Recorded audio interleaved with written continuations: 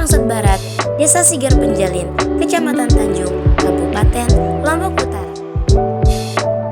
Pondok ini dibangun pada awal tahun 2024. Bagaimana sih sejarah berdirinya pondok pesantren ini?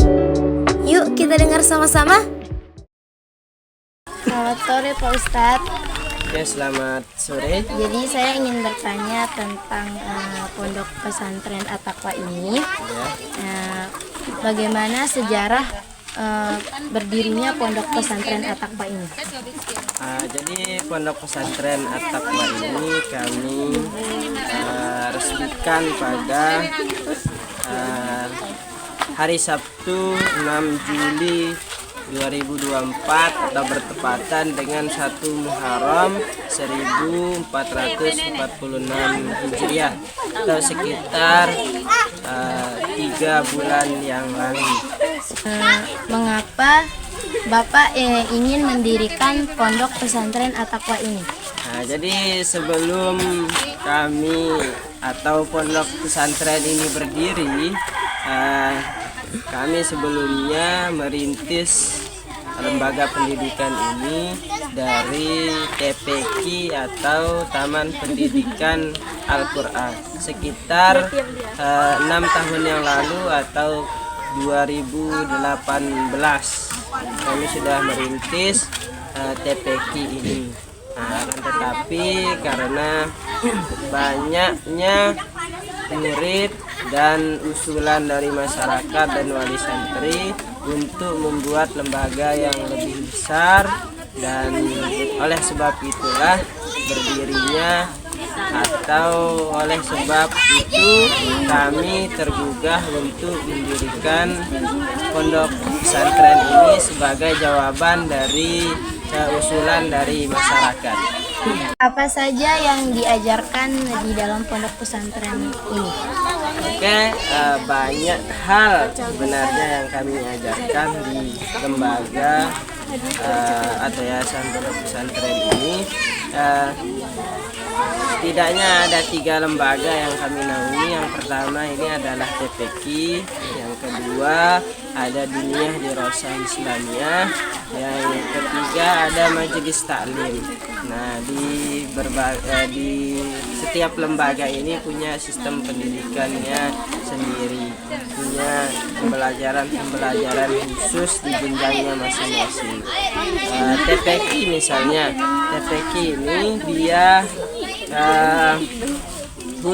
kita khususkan untuk adik-adik yang belum bisa mengaji Al-Quran. Kemudian ketika dia sudah bisa mengaji Al-Quran, dia akan kita pindahkan ke jenjang yang lebih tinggi, yakni Diniyah Dirasah Islamiyah. Di sana mereka bisa belajar banyak hal di sana. Bahasa Arab, bahasa Inggris, dan banyak juga ekstrakurikulernya. Dan yang ketiga adalah Majelis Taklim. Ini kita khususkan untuk pembelajaran atau majelis untuk orang tua, santri, dan masyarakat secara umum. Ini berapa jumlah santri yang ada di dalam pondok pesantren ini? Jadi sejak Juli yang lalu ketika kami membuka pendaftaran untuk santri, ada sekitar 60 santri yang mendaftar di pondok pesantren At-Taqwa ini, dan sekitar 60 santri itu menjadi santri kita di pondok pesantren ini. Bagaimana cara agar bisa masuk di dalam pondok pesantren ini? Apakah menggunakan berbagai macam tes? Kami tidak terlalu memberatkan santri, karena menurut kami adalah orang-orang yang datang ke sini adalah tujuannya ingin tahu. Maka dari itu tidak ada tes yang macam-macam kepada santri untuk bisa masuk di pondok pesantren ini. Akan tetapi kami hanya menggunakan klasifikasi kelas. Artinya semua santri kami terima, akan tetapi nanti jenjang kelasnya itu yang menggunakan tes. Kita akan menempatkan mereka di jenjang kelas yang mana itu sesuai dengan kemampuan mereka. Dari mana pendapatan untuk membangun pondok pesantren ini?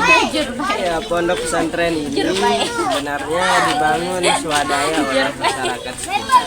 Karena memang sejak awal pondok pesantren ini berdiri atas harapan dari masyarakat untuk mendirikan sebuah lembaga pondok pesantren. Jadi karena itulah ketika kami merealisasikan pondok pesantren ini, banyak sekali masyarakat yang ikut andil dalam membantu pembangunan pondok pesantren. Nah, sejauh ini untuk donatur atau orang-orang yang dari luar yang membiayai pondok pesantren ini sebenarnya belum ada. Akan tetapi ada saja partisipan ketika kami ingin mendirikan sesuatu atau acara-acara di pondok ini. Ada saja orang-orang dari luar yang ingin ikut juga membantu kami dalam merealisasikan apapun kegiatan di pondok ini.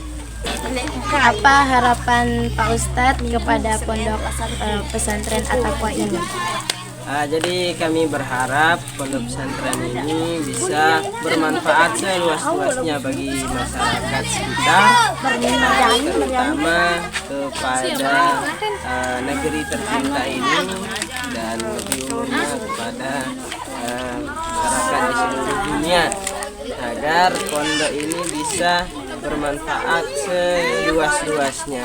Kemudian santri-santrinya menjadi santri-santri yang juga bisa menularkan manfaatnya ke segala penjuru negeri ini.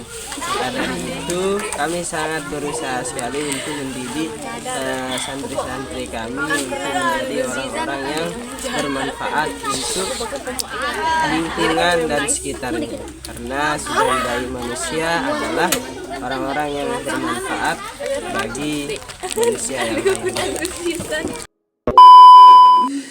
Begitulah cerita tentang Pondok Pesantren At-Taqwa. Bagaimana? Menarik bukan? Sekian wawancara dari kami. Terima kasih sudah menonton. Apabila ada kata-kata yang salah, tolong dimaafkan ya. Wassalamualaikum warahmatullahi wabarakatuh.